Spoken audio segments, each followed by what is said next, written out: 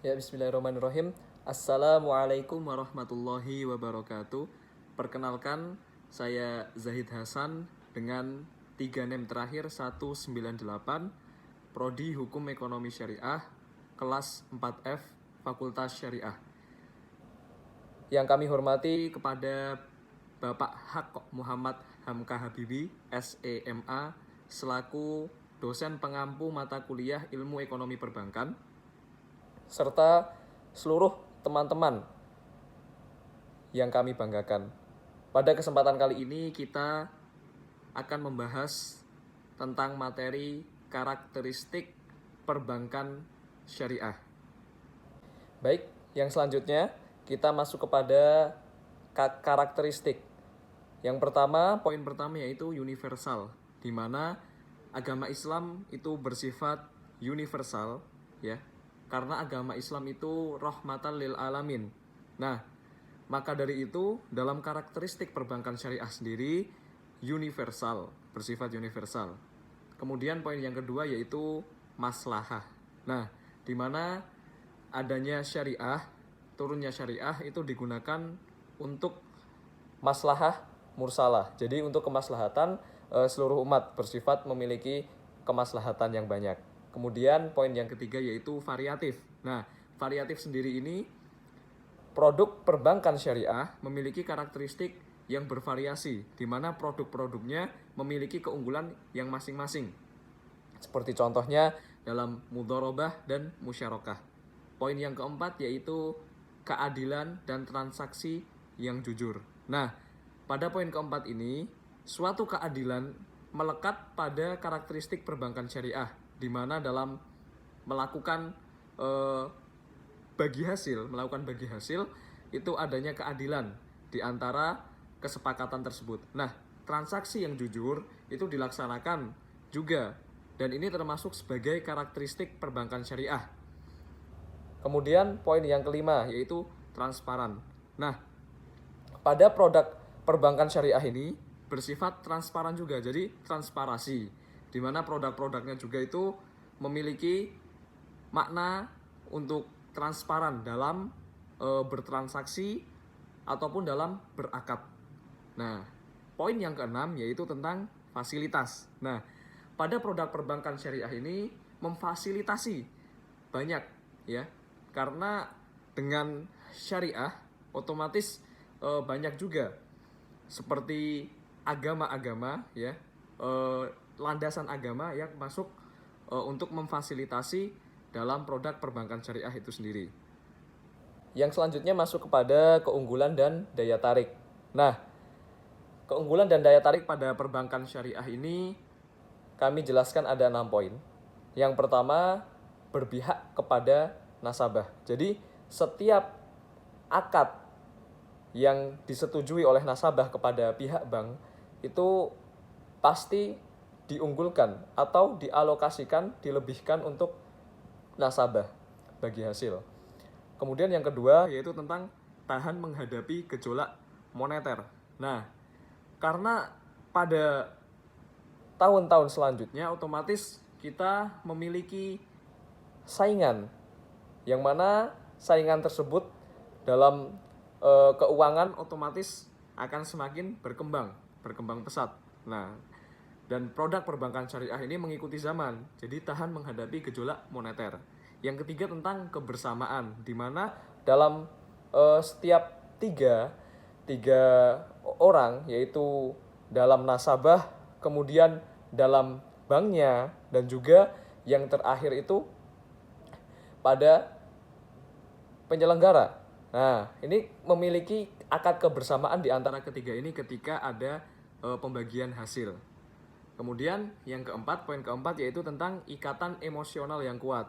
Nah, jadi ikatan emosional yang kuat itu ketika produk perbankan syariah ini memiliki akad di awal, otomatis mengikat dalam suatu perjanjian. Nah, ini biasanya orang akan melaksanakan pembagian tugasnya itu dengan maksimal. Jadi tidak seenaknya sendiri, tapi dilakukan dengan maksimal dan juga dilaksanakan dengan sebenar-benarnya. karena juga terlandasi dengan iman dan takwa. Kemudian keunggulan dan daya tarik yang poin kelima yaitu menekan inflasi. Nah, adanya penekanan dalam inflasi ini karena di dalam produk perbankan syariah itu diadakannya bagi hasil dan ditiadakannya riba. Jadi itu menekan inflasi, di mana agama Islam juga menganjurkan agar tidak terjadi inflasi dalam moneter seperti itu. Adapun poin yang keenam yaitu pinjaman lunak. Nah, pada pinjaman lunak ini ada pada produk perbankan syariah yang unik.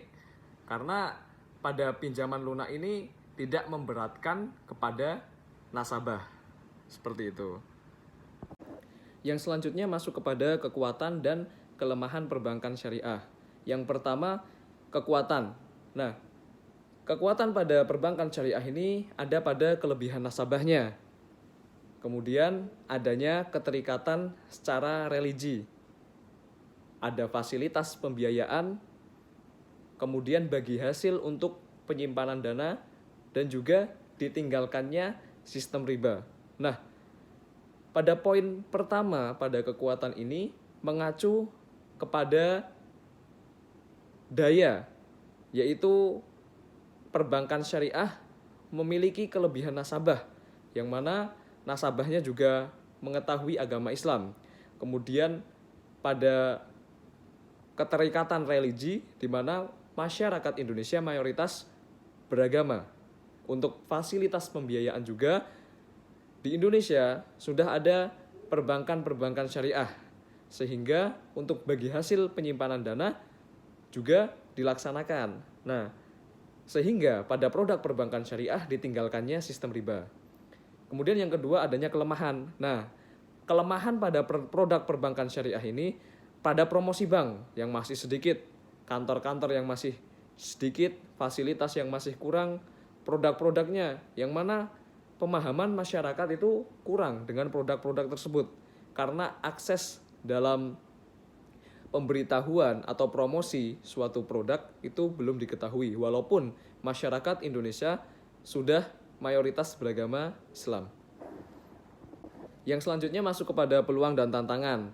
Yang pertama, peluangnya ada perbankan syariah di Indonesia karena mayoritas penduduk Islam. Oke, sehingga memudahkan dalam perkembangan produk perbankan syariah. Kemudian menggeliatnya kesadaran beragama, di mana kita juga mengetahui bahwasannya mayoritas orang beragama Islam itu akan lebih tertuju kepada religiusnya. Kemudian munculnya fatwa bunga bank, di mana MUI juga sudah mengeluarkan fatwa bunga bank. Yang selanjutnya menjalarnya penerapan ekonomi Islam. Ya, ditandai dengan banyaknya bank-bank syariah yang bermunculan, baik dari bank-bank yang lainnya. Sementara adanya berkembangnya lembaga keislaman. Nah, berkembangnya lembaga keislaman ini sudah ditandai juga pada pengajian, kemudian pada institusi-institusi pendidikan. Yang kedua yaitu tentang tantangan. Nah, tantangan ini sendiri ada faktor internal dan faktor eksternal. Untuk faktor internalnya itu juga ada dari dalam, di mana sistem tersebut ataupun suatu peraturan tersebut dari produk perbankan syariah sendiri itu bersinggungan langsung dengan anggota-anggota yang lainnya yang mungkin belum mengetahui secara total apa itu produk perbankan syariah. Sementara pada faktor eksternal itu adanya saingan pada kompetisi atau competition perbankan syariah dengan bank konvensional. Yang selanjutnya yaitu prospek dan strategi. Yang pertama, sangat berprospek sekali karena penduduk Indonesia mayoritas muslim. Kemudian perkembangan lembaga pendidikan tinggi yang semakin pesat, fatwa MUI tentang keharaman bunga bank, dan juga adanya support lembaga keuangan yang sudah bermunculan. Karena produk perbankan syariah di Indonesia sangat prospek untuk kedepannya.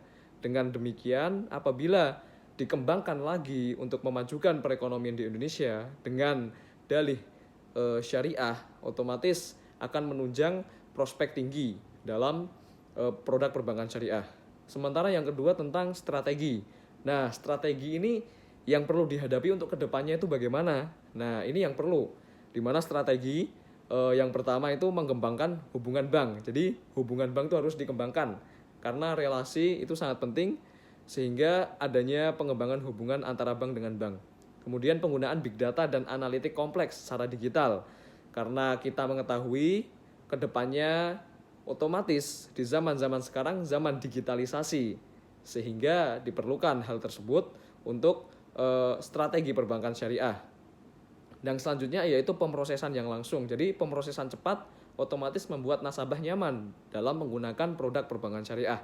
Dan digitalisasi lagi yaitu prospek sekali, ya kan? Itu termasuk strategi dalam menghadapi kedepannya, tantangan kedepannya itu diperlukan. Sehingga digitalisasi itu adalah hal yang penting untuk dimiliki pada strategi pengembangan produk perbankan syariah. Baik, kesimpulannya adalah berdirinya Bank Syariah Indonesia itu mempunyai tujuan supaya terus hidup dan berkembang. Upaya tersebut ditunjang dan didasari oleh karakteristik, keunggulan, kekuatan, peluang, dan prospek yang berada di dalam Bank Syariah. Upaya pengembangan tersebut dapat terwujud apabila Bank Syariah mampu dan sanggup untuk mempertahankan dan meningkatkan penjualannya terhadap nasabah. Oleh karena itu, strategi yang tepat perlu digunakan supaya Bank Syariah mampu menguasai pasar dengan cara pembaharuan sistem pada perbankan syariah. Baik, sekian presentasi dari saya. Apabila ada salah kata ataupun tingkah laku mohon dimaafkan. Billahi taufiq wal hidayah wa ridho wal inayah wa syukran bila ghayah. Tsumma assalamualaikum warahmatullahi wabarakatuh.